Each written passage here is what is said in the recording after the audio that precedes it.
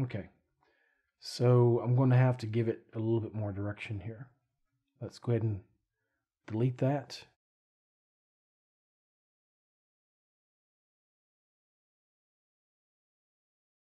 I can click a point to edit its placement.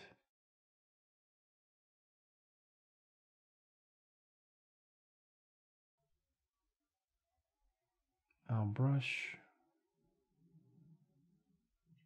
along this area.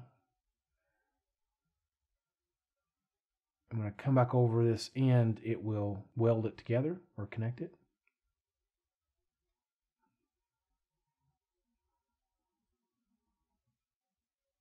And then connect that one by just dragging it over top of the other one, and it will weld that too. So again, let's go ahead and give us a try by going to our Vox Tree layer panel and just right clicking on that same object again. Auto Retopo. It remembers the same settings. We will click next. Since we've already created our stroke guides, we can click next.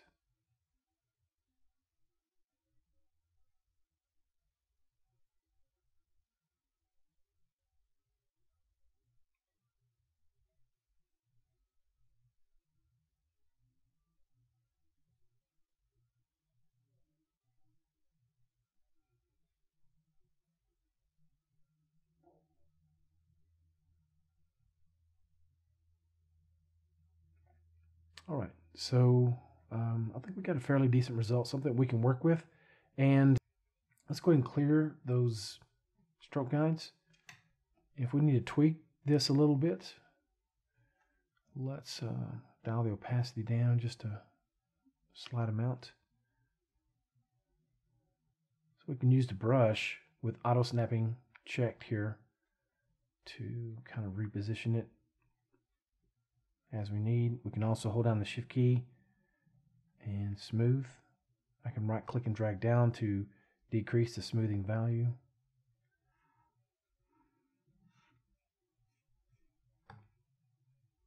All right, with that done, let's go to the select tool, and what we want to do is open these caps up now that we have a decent auto retopo result.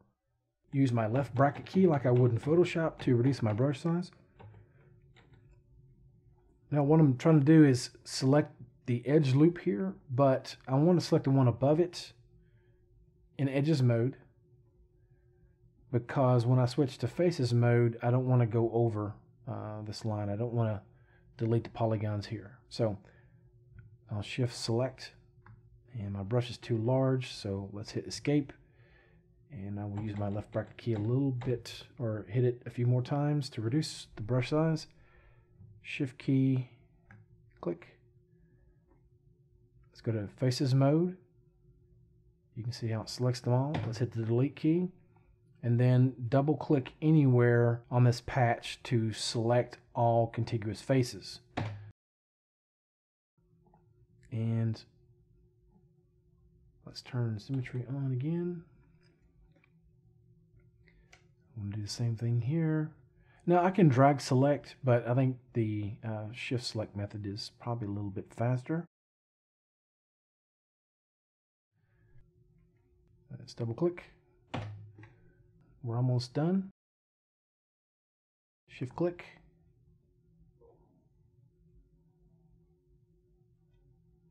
Let's go to faces, delete.